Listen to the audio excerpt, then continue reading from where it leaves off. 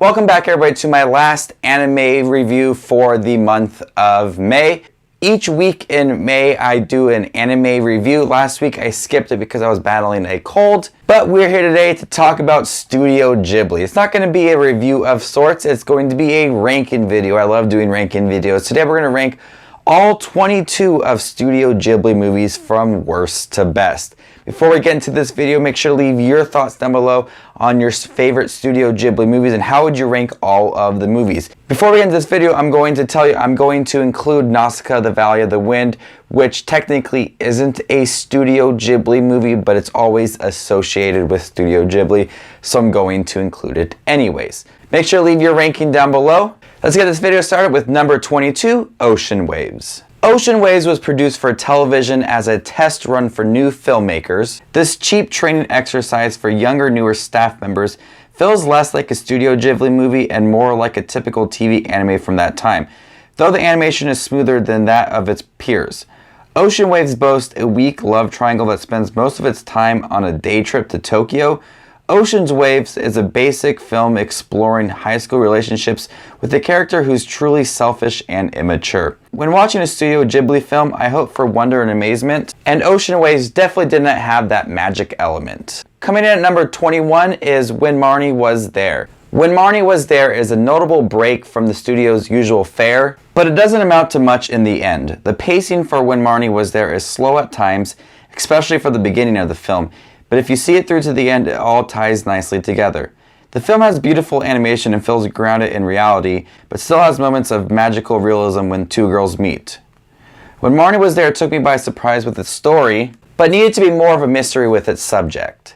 Coming in at number 20 is From Up on Poppy Hill. From Up on Poppy Hill is a simple story about a school trying to save its old clubhouse in post-war years in Japan. Studio Ghibli is able to capture everyday slices of life, and From Up on Poppy Hill does that very well, but it gets weird at the end. This is not one of Studio Ghibli's best films, but it's still charming, which is common for a Studio Ghibli film. The script has a nice balance of humor and sorrow, but lacks depth and details like other Studio Ghibli movies. Coming at number 19 is Tales from Earthsea, which a lot of people view as the worst Studio Ghibli movie, and I can understand why. Goro Miyazaki turns Tales from Earthsea into a generic fantasy with a bland good and evil conflict. Tales from Earthsea also offers one of Studio Ghibli's worst characters, Prince Aaron. This film does have some terrific animation that is of a dreamlike quality.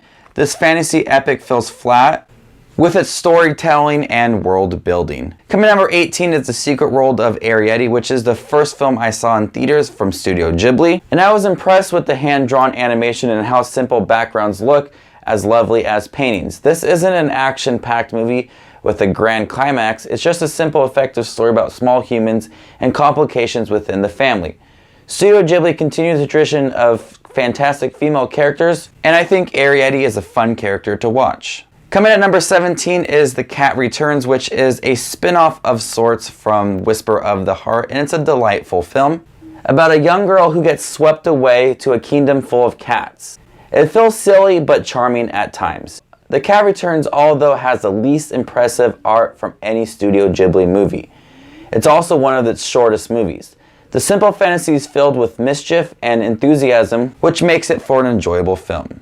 Coming at number 16 is My Neighbors the Yamadas, and this is Studio Ghibli's first digital film. The amount of energy makes this movie never dull or boring. This is a simple story which feels more like episodes than a movie. These sequences offer funny slices of life with refreshing visuals.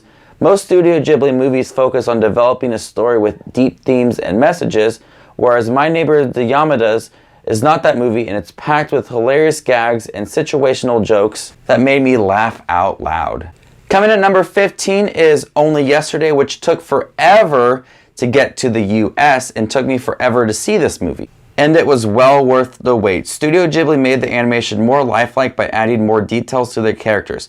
Nothing really exciting happens in Only Yesterday, and everything feels quite common, which makes it feel realistic. Unlike the more widely regarded Studio Ghibli movies, the fantasy elements of Only Yesterday come from within the narrative as the main character recalls her life as a child. The mixture of past and present offer a film very much grounded in reality and that many people can relate to. Coming at number 14 is The Tale of the Princess Kaguya, which is easily one of Studio Ghibli's best looking films. As the film moves along, the movie becomes more impressive with its animation. How the animation ties into the life of the princess is one of the most majestic things I have seen from Studio Ghibli. This movie builds to a dramatic, heartbreaking finale that serves as a reminder how beautiful this film is. The watercolor art is so distinct and consistently gorgeous, which makes it for one of my favorite Studio Ghibli movies to watch. Coming at number 13 is Grave of the Fireflies, which is regarded as Studio Ghibli's most emotional, heartbreaking film. The entire story is built to sadden the viewer. The whole movie is centered around death, which is sad of course, but I found the moments of the two young protagonists living during World War II to be more sincere than anything about dying. It is hard to watch this movie more than once as the film has nothing more to say on the subject of death. Moments of Grave of the Fireflies have stuck with me throughout the years as I found this movie to be emotionally draining. Coming at number 12 is Porco Rosso, which is probably Studio Ghibli's most surprising film because it's much more mature than it appears. It deals with the message that war turns men into pigs. Porco Rosso has a perfect blend of comedy, drama, and action. This movie offers some of the most thrilling action moments in any Studio Ghibli movie. The characters like Porco and Madame Gina have real depth to them that makes them for standout characters. Porco Rosso also offers a truly touching closing credits scene that put the cherry on top of this movie. Coming at number 11 is Whisper of the Heart, which is probably the only Studio Ghibli movie that I thought constantly about. I always wanted to purchase this movie after watching Whisper of the Heart. It's stuck in my head for months. I always thought about it and couldn't wait to purchase this movie. The exploration of adolescent uncertainty is a true wonder. The understanding of young people is clear in Whisper of the Heart without idolizing them. The simplicity of this movie is what made me fall in love with it. Whisper of the Heart doesn't fall into the typical cliches of a teen romance, and it's one-of-a-kind anime movie, and it's such a beautiful done film. Coming at number 10 is Ponyo. Ponyo is a very adorable, innocent movie with visually stunning moments. Ponyo isn't quite a smart character and the runtime is a bit stretched out, but is one of Studio Ghibli's most innocent films. Hayao Miyazaki draws the viewer into the world of children and captures discovery, loss, and love. The film loses its energy in the final act, but Miyazaki created a pure, fun, and very adorable film. Coming at number 9 is Nausicaa, the Valley of the Wind, which technically, like I said, is not a Studio Ghibli movie, but I'm going to include it here anyways because most of the people who created this film went on to create Studio Ghibli. This movie takes everything Miyazaki loves: flying, strong female characters, conflicts, and more, and gives us a truly stunning sci-fi film. The plot is a clever one which involves humanity's relationship with Earth and nature. The pacing is a strong point and leads to an outstanding ending. The background and setting is fully detailed, which captures the feel of the manga which this movie is based off of. Coming at number 8 is Pom Poko, which is a big surprise and a very different Studio Ghibli movie because it offers fun characters like these raccoon dogs and offers you a very touching, deep movie. I never would have thought a movie about magic raccoon dogs would be so profound and important. Pom Poko is very self-aware and provides a strong plot of modern-day construction and how forests are being destroyed. Pom Poko also offers characters with many differences such as smart ones, rough ones, and funny ones, and each raccoon dog was written beautifully. The human interactions with the raccoon dogs are some of the funniest moments in this movie. Coming in at number 7 is the second Studio Ghibli movie I saw in theaters, and that is The Wind Rises. I was so excited to see this movie that I traveled over 50 minutes to see this movie in theaters. What led was a viewing of an emotional film of loss and love. Aviation has always been a key element of Studio Ghibli films, and this is by far the best example of it. The story of this young man becoming an aviation engineer provides emotional grit for the film and showcases how creative people like Hayao Miyazaki think. I think this is definitely Hayao Miyazaki's most personal movie because it expresses his love for filmmaking and his techniques that we've seen throughout many of his movies. Coming at number 6 is Howl's Moving Castle, which was for the longest time my favorite Studio Ghibli movie. Much like Kiki's Delivery Service, this deals with a girl who is forced to be better than she thinks she can be. Watching Sophie being thrown into Howl's world amazes me. The character designs are some of the best created by Hayao Miyazaki.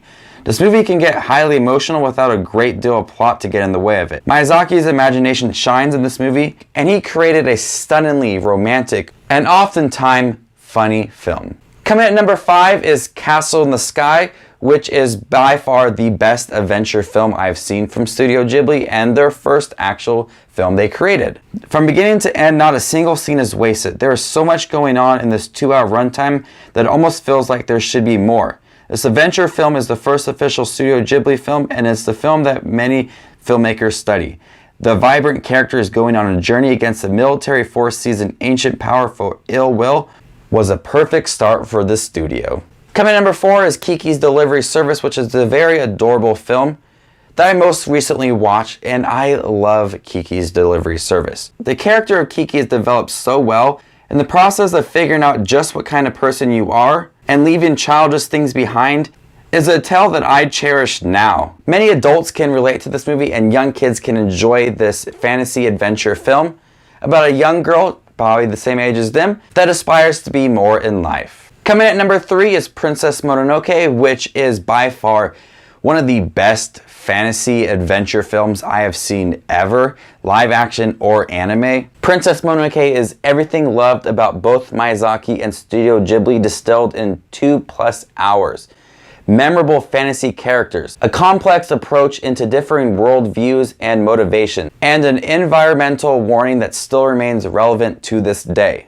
This is probably the most graphically violent Studio Ghibli movie that they have created, and it helped play a role in anime's increasingly appeal to older audiences in the later half of the 90s. The themes in Princess Mononoke are reinforced throughout this movie, and they're told truly well. The animation is beautiful, the art is stunning. Everything about Princess Mononoke shines and still remains one of my favorite Studio Ghibli movies. Coming at number 2 is Spirited Away, which is one of the most creative Studio Ghibli movies, and the mixture between old worlds and new worlds is perfectly balanced. The characters that explore this well-realized world is fascinating. I loved learning about this world that this young girl was exploring and seeing how everything panned out for her in the end. This won Best Picture in the early 2000s, and it's fully deserved because this is one of the best detailed and well-told Studio Ghibli movies ever.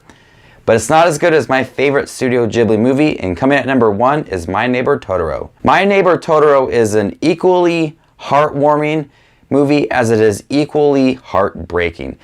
The young girls are so adorable, and how they meet this big fat Totoro character is heartwarming and happy, but the themes about love and loss really add much more to this movie. If you just saw the images for this movie, you might think it is a fun kids movie, but when watching this movie, it's much more than that. It's a film that adults can enjoy, cry over, get emotionally involved in. This was one of the first Studio Ghibli movies that I have ever seen, and I was invested in this movie from the beginning of this movie. How these young girls deal with the illness of their mother while also accepting Totoro is a way for them to escape reality. How Miyazaki crafts the story and the development for these two girls, it stands as one of my favorite movies of all time and one of my favorite anime movies and my favorite Studio Ghibli movie. So there you guys have it, all 22 Studio Ghibli movies ranked from worst to best.